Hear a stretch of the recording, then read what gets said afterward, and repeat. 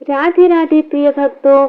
इस सृष्टि में कुछ दिन ऐसे होते हैं जिनमें स्वयं देवता पृथ्वी पर उतरकर मनुष्यों की प्रार्थना सुनते हैं। उन्हीं में से एक है गुरुवार। ये केवल सप्ताह का एक दिन नहीं बल्कि गुरु बृहस्पति देव की कृपा का द्वार है।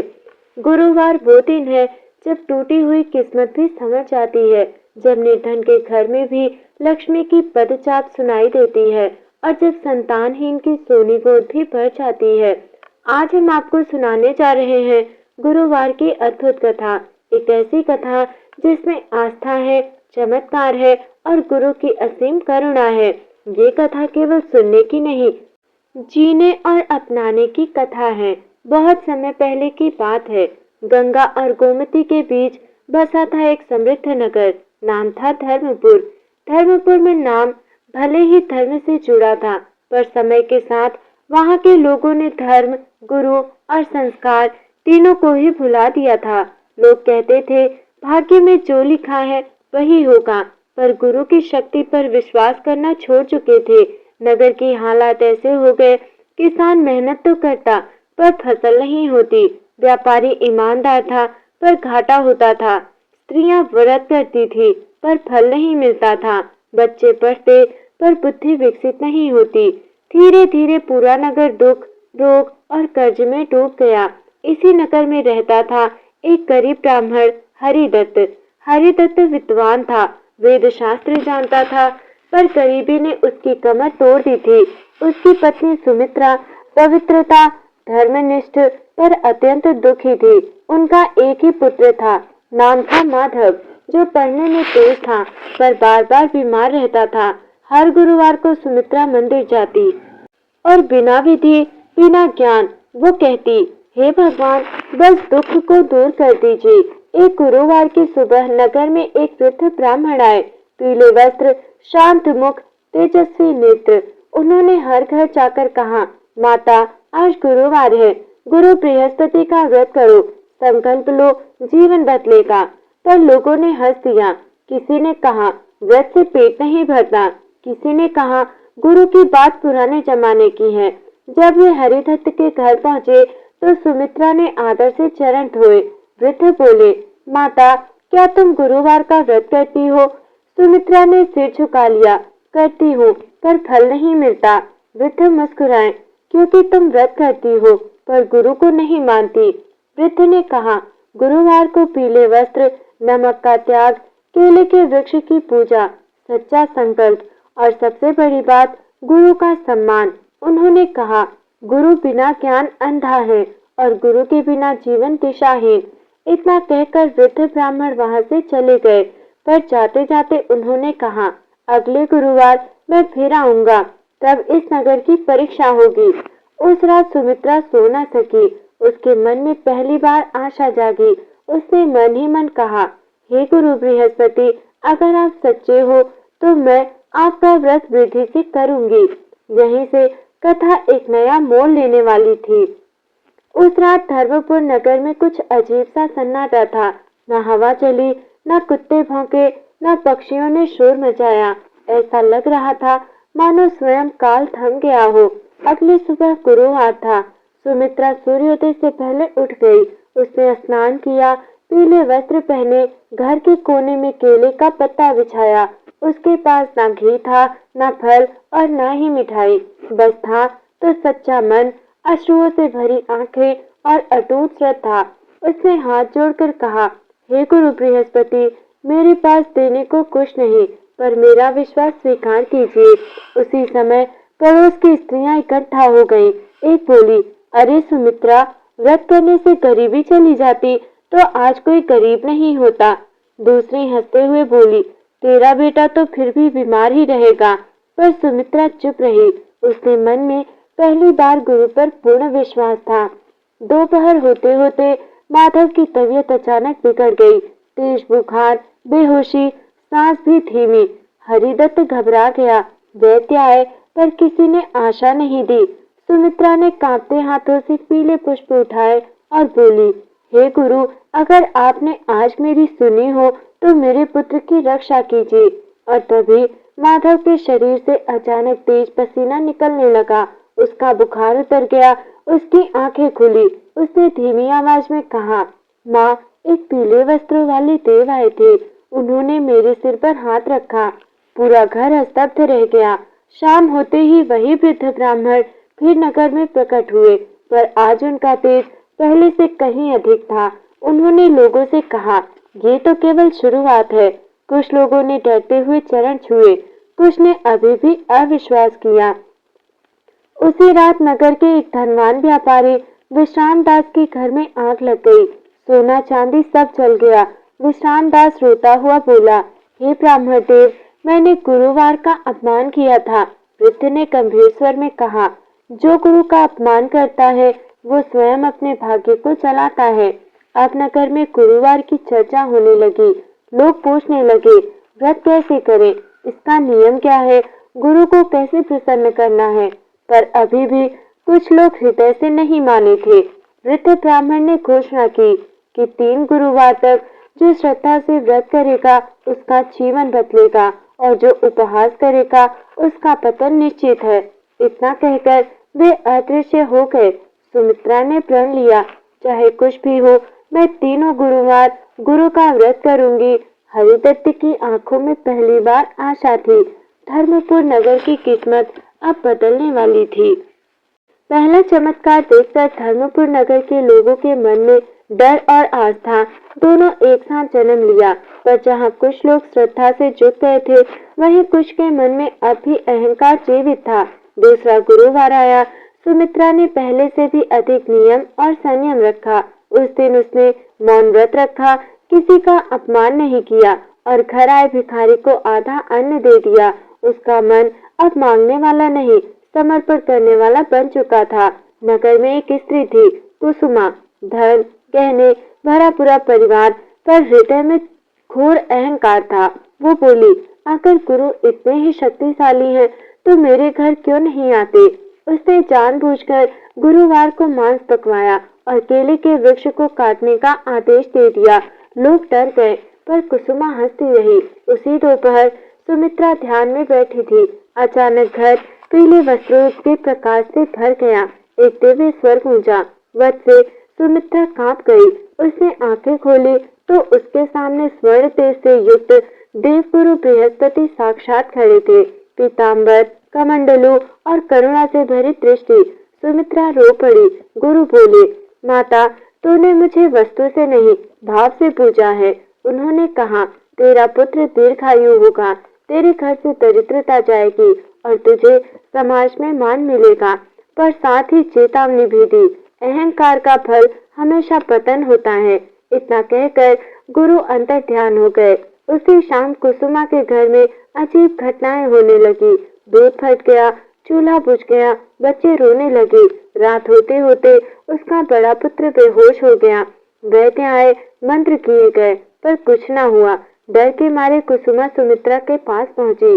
रोते हुए बोली, मुझे क्षमा दिला दो, मैंने गुरु का अपमान किया है। सुमित्रा ने कहा, क्षमा मैं नहीं, गुरु देते हैं। दोनों ने मिलकर केले के वृक्ष के पास दीप जलाया। आधी रात के बाद कुसुमा का पुत्र होश में आ गया। उसने कहा, माँ, एक पीले वस्त्रों वाले देव आए थे।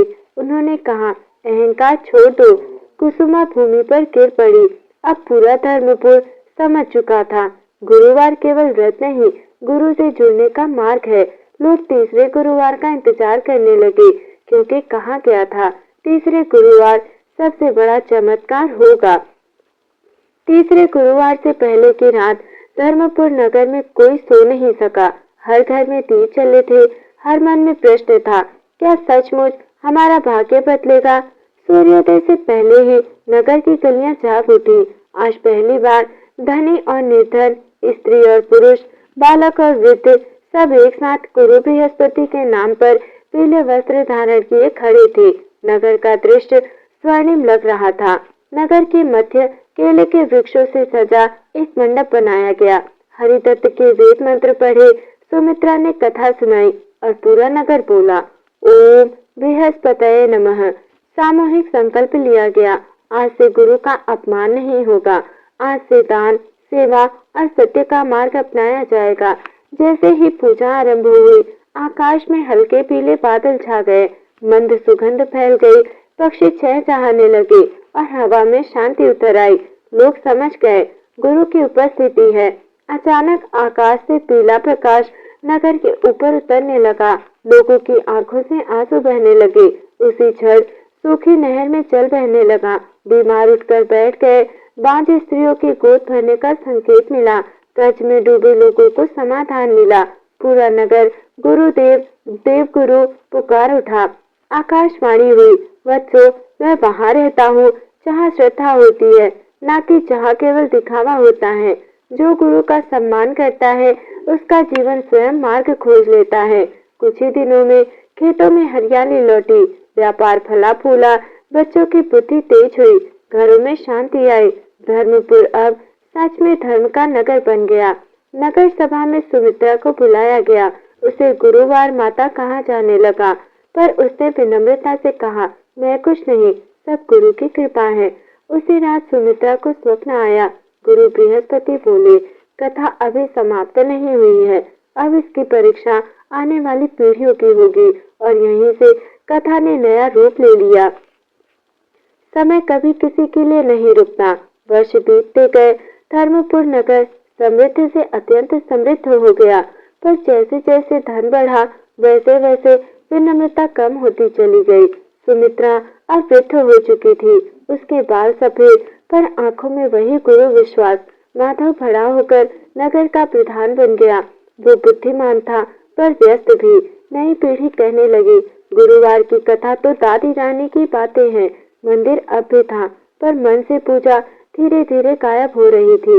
अब लोग गुरुवार को पीला वस्त्र पहनते, मीठा खाते, पर दान नहीं करते, गुरु का नाम लेते, पर अहंकार नहीं छोड़ते। सुमित्रा ये सब देखती और मन ही मन रोती। एक गुरुवार सुमित्रा ने सबको बुलाया। कांपती आवाज में बोली, बेटा, गुरु को रस्म मत बनाओ, वे भावना से प्रसन्न होते हैं। पर लोग बोले, माँ, अब जमाना बदल गया है। सुमित्रा चुप हो गई। उस रात उसने पहली बार गुरु से कुछ मांगा। रात को सुमित्रा को वही दिव्य स्वप्न आया। गुरु बृहस्पति बोले, माता, जब आस्था बोझ बन जाए तब परीक्षा आवश्यक होती है। धर्मपुर को एक बार फिर चेतावनी मिलेगी। सुमित्रा की आंखों से आंसू बहने लगे। कुछ ही दिनों में फसल में कीड़े लगने लगे, व्यापार में रुकावट आई, बच्चों ने आपसी कलह बढ़ने लगी। लोग कारण ढूंढते रहे, पर अपने भीतर नहीं झांका। माधव बोला, ये सब संयोग है, गुरु से कुछ नहीं होता। उसी दिन उसने गुरुवार की सभा रद्द करवा दी। ये बात आकाश तक पहुंच गई। उसी रात पूरा नगर सो रहा था। अचानक आकाश में गूंज उठा, जिस गुरु ने तुम्हें उठाया उसी को तुम भूल गए। भूकंप जैसा कंपन हुआ, दीप बुझ गए, लोग डरकर बाहर निकल आए। सुमित्रा लाठी के सहारे नगर के बीच पहुंची। उसने कहा, गुरु कभी दंड नहीं देते, वे तो केवल याद दिलाते हैं। अभी भी समय है, पर क्या नगर सुनेगा? अगला गुरुवार सबसे कठिन होने वाला था, क्योंकि अब गुरु स्वयं न्याय करने वाले थे। जिस गुरुवार की चेतावनी दी गई थी वो आ ही गया, पर वो दिन किसी भी गुरुवार जैसा नहीं था। न सूर्य की किरणों में उष्मा थी, न हवा में शांति। पूरा धर्मपुर किसी अनजाने भय से कांप रहा था। सुबह होते ही मंदिर का घंटा अपने आप टूट गया। केले के वृक्ष से पीले पत्ते झड़ने लगे। गायों ने चारा खाना छोड़ दिया। बुजुर्गों ने कहा, ये साधारण संकेत नहीं है, पर नई पीढ़ी अब भी इसे संयोग कह रही थी। माधव ने घोषणा कर दी, आज कोई सामूहिक पूजा नहीं होगी, नगर का काम पहले है। लोगों ने उसकी बात मान ली। मंदिर सूना रह गया। वहीं दूसरी ओर सुमित्रा अकेली मंदिर पहुंची। कमजोर शरीर, कांपते हाथ, पर अडिग विश्वास। उसने दीप जलाया और बोली, हे गुरु, अगर आज दंड देना ही है तो मुझे दीजिए, इस नगर को क्षमा कर दीजिए। उसकी आवाज सिसकियों में बदल गई। दोपहर होते होते आकाश काला पड़ गया। तेज आंधी चली, बिजली गिरी, नदी उफान पर आ गई। लोग चिल्लाने लगे, बचाओ बचाओ। घर गिरने लगे, खेत डूबने लगे। माधव स्तब्ध रह गया। सुमित्रा लाठी छोड़कर नदी की ओर बढ़ी। लोगों ने रोका, माँ, मत जाओ, पर वो बोली, जब गुरु ने सब दिया तो एक जीवन क्या मूल्य रखता है। उसने नदी के किनारे केले का पत्ता बिछाया, दीप जलाया और आंखें बंद कर ली। जैसे ही सुमित्रा ने अपना सिर झुकाया, नदी थम गई। आकाश फटने जैसा प्रकाश हुआ। पूरे नगर ने देखा। गुरु बृहस्पति स्वयं प्रकट हुए। गंभीर स्वर में गुरु बोले, वत्सो, मैंने आस्था की परीक्षा ली, पर ये माता उसमें उत्तीर्ण हो गई। उन्होंने सुमित्रा को उठाया। उसके शरीर में नवजीवन का संचार हुआ। माधव रोते हुए गुरु के चरणों में गिर पड़ा। बोला, अहंकार ने मुझे अंधा कर दिया। गुरु ने कहा, ज्ञान बिना विनम्रता सबसे बड़ा अज्ञान है। गुरु ने अपना कमंडलू उठाया। जल की एक बूंद नदी में गिरी और सब शांत हो गया। नदी अपने मार्ग पर लौट आई। आंधी रुक गई। गुरु बोले, याद रखना, गुरु को केवल संकट में नहीं, सुख में भी स्मरण करना। इतना कहकर वे अंतर ध्यान हो गए। सुमित्रा की आंखों में शांति थी। वो बोली, अब धर्मपुर कभी गुरु को नहीं भूलेगा। पर क्या ये सच होगा? महाविपत्ति के बाद धर्मपुर नगर में एक अजीब सी शांति छा गई। लोग बोलते कम थे, सोचते ज्यादा थे। अब सब समझ चुके थे, गुरु केवल कथा नहीं, जीवन का आधार है। विपत्ति के बाद सुमित्रा का शरीर और दुर्बल हो गया, पर उसका मन अद्भुत रूप से शांत था। वो अक्सर कहती, अब कोई इच्छा शेष नहीं रही। माधव हर दिन उसके चरण छूता। नगर की स्त्रियां उसे माँ कहकर बुलाने लगी। एक गुरुवार सुमित्रा ने सबको बुलाया। उसने पीले वस्त्र पहने, माथे पर चंदन लगाया। उसकी आवाज कांप रही थी, आज मेरा अंतिम गुरुवार है। लोग रो पड़े। सुमित्रा बोली, गुरुवार का व्रत भूखे रहने का नाम नहीं है। सच्चा व्रत है झूठ न बोलना, गुरु का अपमान न करना और जरूरतमंद की सहायता करना। जो भी व्यक्ति गुरुवार को किसी भूखे को भोजन देता है, वही सच्चा व्रती है। उसी क्षण घर पीले प्रकाश से भर गया। गुरु बृहस्पति अदृश्य रूप में बोले, माता, तूने मेरे नाम को अमर कर दिया। तेरी कथा युगों युगों तक सुनाई जाएगी। सुमित्रा ने धीरे से आंखें बंद की। उसके चेहरे पर मुस्कान थी। दीप अपने आप और तेज चलने लगा। लोग समझ गए, वो देश छोड़ चुकी हैं।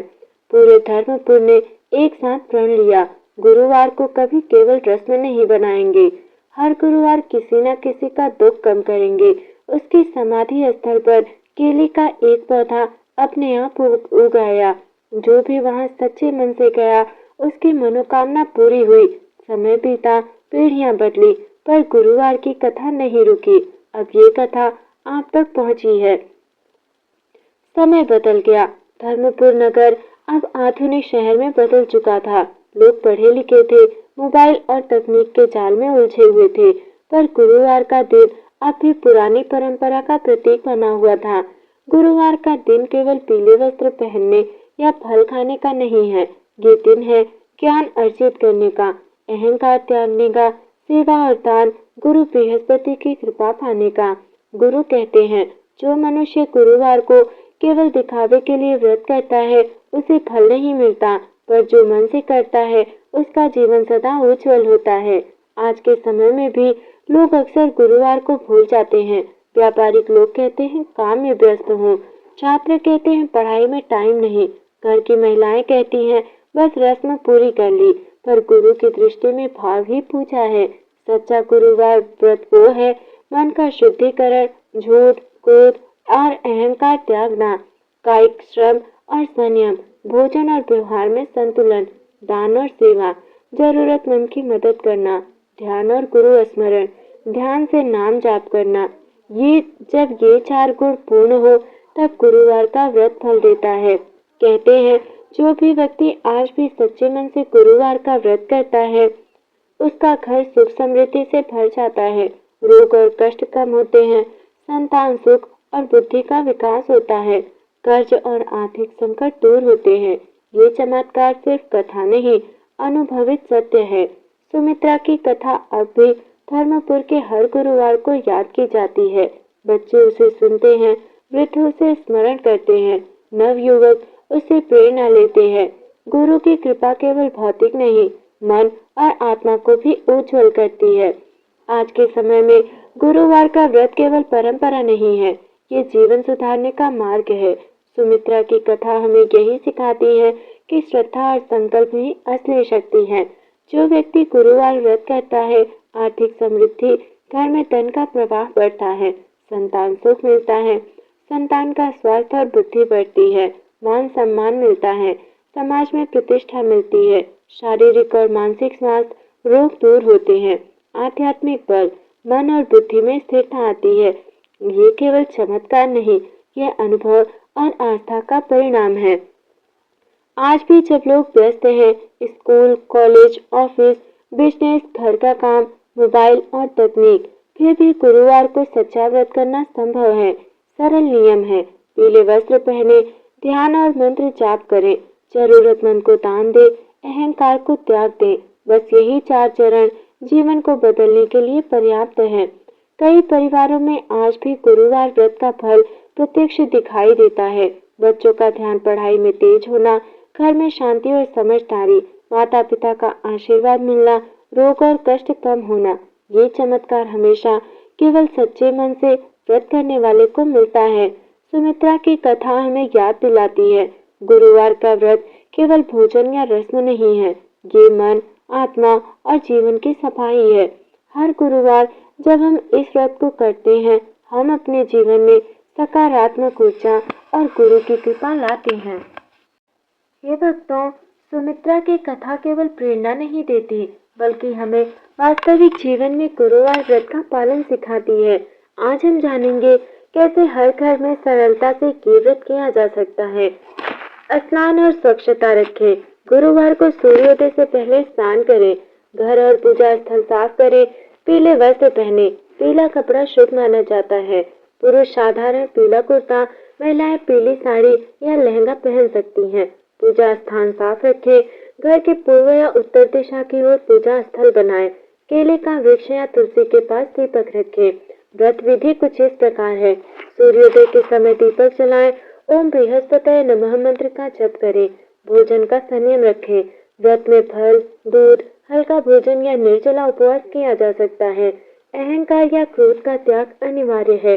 दान और सेवा करें। जरूरतमंद को भोजन या वस्त्र दें। भिक्षुओं या गरीबों को अन्न देना अत्यंत शुभ होता है। कथा और ध्यान से सुने। गुरुवार कथा पढ़ें या सुने। कम से कम 15 से 20 मिनट ध्यान करें। व्रत का संकल्प ले। सुमित्रा की तरह हम भी मन में कहें, हे गुरु बृहस्पति, मैं आपका सम्मान करता हूँ या करती हूँ। मेरे मन, जीवन और व्यवहार को शुद्ध करें। संकल्प के बाद पूरा दिन सत्य बोलने और दया दिखाने का प्रयास करें। जो भी व्यक्ति इस विधि से व्रत करता है, घर में सुख और शांति आती है, आर्थिक संकट दूर होते हैं, संतान सुख और स्वास्थ्य बढ़ता है, मन और बुद्धि में स्थिरता आती है। ये परिणाम केवल श्रद्धा और सच्चाई से मिलता है, दिखावा या अनुष्ठान मात्र से नहीं। भक्तों, व्यस्त लोग फल और दूध के साथ छोटा व्रत रख सकते हैं। परिवार के सभी सदस्य मिलकर कथा सुन सकते हैं। व्रत के दिन मोबाइल या टेक्नोलॉजी का सीमित प्रयोग करें। बच्चों को कथा सुनाकर उनकी आस्था विकसित करें। सुमित्रा की कथा में बताती है कि गुरु व्रत केवल पूजा नहीं, जीवन को बदलने वाला अनुभव है। आज हम सुनेंगे उन लोगों के अद्भुत अनुभव जिन्होंने इसे श्रद्धा और भक्ति से कहा। गांव में एक किसान रहता था, उसका नाम था रामलाल। हर गुरुवार पीले वस्त्र पहनता, केले के वृक्ष और तुलसी का पूजन करता, गरीबों को भोजन देता। कुछ महीने में उसके खेत हरे भरे और उपजाऊ बन गए, बीमारी और कर्ज दूर हो गए। रामलाल कहता है, मुझे पहले विश्वास नहीं था, पर गुरुवार का व्रत मेरे जीवन का वरदान बन गया है। कुछ ऐसे अनुभव शहर में भी हुए। शहर में एक व्यापारी नाम था उसका विक्रम। व्यापार में लगातार घाटा होता था, कर्मचारियों और घर में कलह होते थे। जब उसने गुरुवार व्रत विधि पूर्वक किया, घाटा कम हुआ, कर्मचारी सहयोगी बने, घर में शांति और प्रेम बढ़ा। विक्रम ने कहा, गुरु बृहस्पति की कृपा ने मेरा जीवन बदल दिया। अब मैं हर गुरुवार व्रत करता हूँ। तीसरा चमत्कार हुआ था संतान सुख का। एक दंपत्ति सावित्री और हरिदास कई वर्ष संतानहीन रहे। पीले वस्त्र पहनकर गुरुवार व्रत किया, जरूरतमंद को दान और सेवा दी। कुछ महीनों में उनके घर में संतान का आगमन हुआ। सावित्री रोते हुए बोली, गुरुवार का व्रत मेरे जीवन का सबसे बड़ा वरदान है। स्वास्थ्य और मानसिक शांति मिलती है। एक वृद्ध स्त्री जिसका नाम था कविता रोज गुरुवार व्रत करती, मानसिक तनाव और रोग कम हुए उसके। गांव में उसकी प्रतिष्ठा बढ़ी। कविता कहती है, व्रत केवल शरीर की तपस्या नहीं बल्कि मन और आत्मा का शुद्धिकरण है। भक्तों, सुमित्रा का जीवन और बलिदान हर गुरुवार व्रत करने वाले के लिए मार्गदर्शक बन गया। कठिन परिस्थितियों में धैर्य, संकट में समर्पण और आस्था में जीवन को सुधारना। गुरुवार का व्रत केवल दिन नहीं, जीवन को बदलने वाला अनुभव है। भक्तों, सुमित्रा की कथा हमें ये सिखाती है कि गुरुवार व्रत केवल व्यक्तिगत लाभ के लिए नहीं, ये परिवार और समाज में भी सकारात्मक ऊर्जा लाता है। जब पूरे परिवार ने गुरुवार व्रत किया, परिवार में झगड़े कम हुए, माता पिता और बच्चों के बीच समझदारी बढ़ी, बुजुर्गों का सम्मान और संतोष हुआ। सुमित्रा ने हमेशा कहा, एक परिवार जब गुरुवार के नाम से जुड़ा होता है, उसमें प्रेम और सहयोग स्वतः बढ़ता है। दूसरा हुआ था चमत्कार, समाज में सहयोग और दया। गुरुवार व्रत करने वाले लोग अक्सर जरूरतमंदों को दान करते, भिखारियों और गरीबों की मदद करते, सामाजिक कार्यों में भाग लेते। इससे समाज में सकारात्मक वातावरण बनता है। गुरु बृहस्पति की कृपा सिर्फ व्रती पर नहीं, पूरा समाज लाभान्वित होता है। भक्तों, सुमित्रा की तरह हर गुरुवार व्रत करने वाले लोग बच्चों को भी यही शिक्षा देते हैं। व्रत केवल रस्म नहीं, व्रत सच्चाई, सेवा और आस्था का प्रतीक है। इस प्रकार आने वाली पीढ़ियां गुरुवार व्रत के महत्व को भूलती नहीं। भक्तों, आज के समय में व्यस्त जीवन शैली, तकनीक और व्यस्तता, व्यवसाय और शिक्षा की भागदौड़, फिर भी गुरुवार व्रत करना संभव है। ये समाज में सामूहिक सहयोग, पारिवारिक प्रेम और आस्था का आदर्श स्थापित करती है। गुरुवार की अंतिम सीख है, सुमित्रा का संदेश हर व्रती के लिए अमूल्य है। गुरुवार केवल दिन नहीं, जीवन को सुधारने वाला अवसर है। इसे मन, आत्मा और समाज में लागू करना चाहिए। भक्तों, गुरुवार का व्रत केवल भौतिक लाभ के लिए नहीं है, सच्चा लाभ है मन, बुद्धि और आत्मा का विकास। इससे आध्यात्मिक लाभ मिलता है। जो व्यक्ति गुरुवार व्रत करता है, मन की शांति, क्रोध, लोभ और भय से दूर होते हैं। बुद्धि की तीक्ष्णता बढ़ती है, निर्णय लेने में समझदारी आती है। संतुलित जीवन, इच्छाओं और कर्तव्यों में संतुलन आता है, आध्यात्मिक विकास होता है, आत्मा की चेतना जागृत होती है। ये व्रत जीवन की गहन आध्यात्मिक यात्रा का प्रतीक है। इसे मन से करना ही असली साधना है। सुमित्रा की अमर प्रेरणा, सुमित्रा का जीवन और बलिदान आज भी हम सभी के लिए प्रेरणा है। कठिन परिस्थितियों में धैर्य, संकट में समर्पण और आस्था के बल पर जीवन को सुधारना। सुमित्रा की कथा हमें याद दिलाती है, गुरुवार का व्रत केवल दिन नहीं, जीवन का प्रकाश है। प्रिय भक्तों, गुरुवार व्रत करने से केवल व्यक्तिगत लाभ नहीं मिलता, परिवार और समाज में सकारात्मक ऊर्जा फैलती है, मन, बुद्धि और आत्मा विकसित होती है। सुमित्रा की तरह हमें भी श्रद्धा, सेवा और समर्पण के साथ गुरुवार व्रत करना चाहिए। धन्यवाद दोस्तों, आपने गुरुवार की अद्भुत कथा का पूरा सफर पूरा किया है। याद रखिए, गुरुवार व्रत केवल रस्म नहीं, ये जीवन बदलने वाला अनुभव है। अगर आप इस कथा से प्रेरित हुए हैं तो इसे शेयर करें, अपने परिवार और मित्रों को भी सुनाइए और गुरुवार व्रत के माध्यम से अपने जीवन में सकारात्मक परिवर्तन लाएं। जय गुरु बृहस्पति। राधे राधे।